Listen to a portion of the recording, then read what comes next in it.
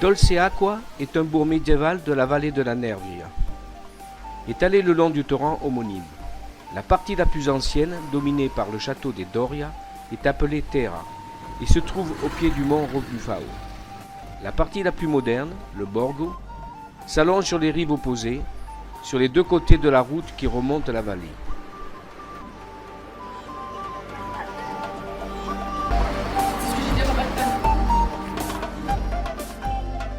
Au pied de la Terra, l'église paroissiale de Saint-Antoine-le-Grand, bâtie au XVe siècle, englobe une tour angulaire carrée faisant partie des anciens remparts et devenue base du campanile.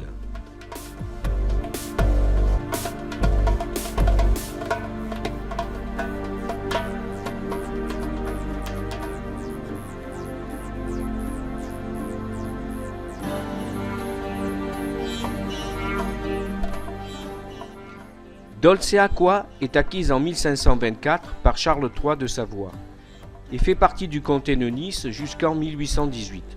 Elle est donc française de 1792 à 1814.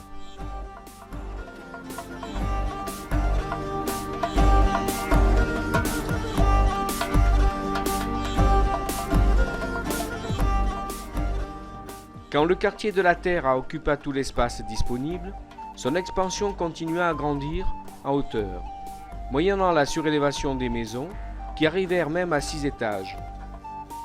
Maintenant, il garde entièrement son atmosphère médiévale et présente des coins d'une grande tranquillité, où le temps semble s'être arrêté. L'histoire de Dolceacqua s'identifie avec l'histoire de son château et de sa seigneurie des Doria, qui vante parmi de nombreux personnages Caracosa, mère de l'amiral Andrea Doria. La dynastie, entrée sous la protection de la maison de Savoie depuis 1652, eut le titre de marquis de Dolceacqua.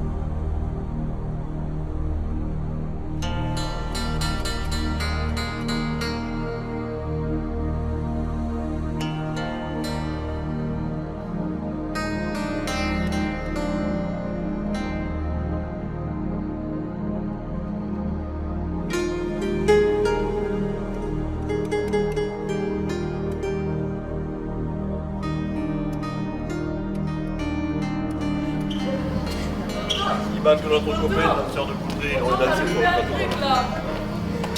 Il y a une photo à faire, mais je pense qu'il ne va pas la faire toi parce qu'il y a du...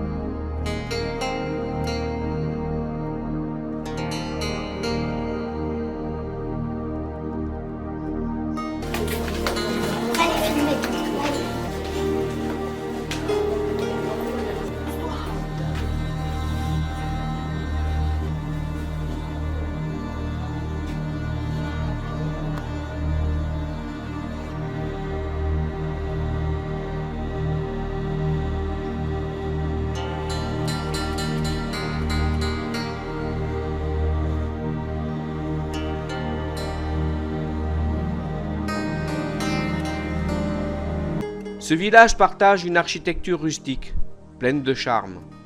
Des ruelles étroites, dénommées Carugi, tissent leur structure urbaine.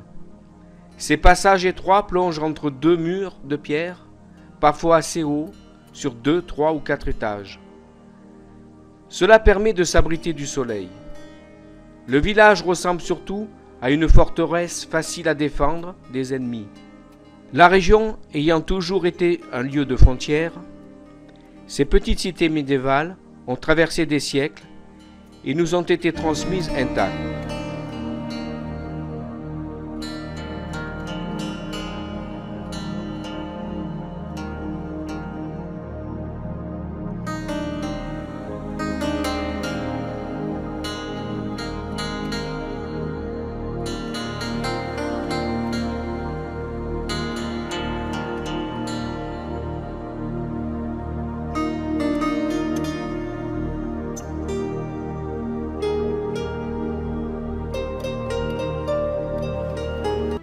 Au milieu du XVe siècle, le développement de l'agglomération, qui avait fait du parcours de Via Castello l'axe routier principal du village, a mené à la création du nouveau quartier de Borgo, au-delà du torrent Nervia.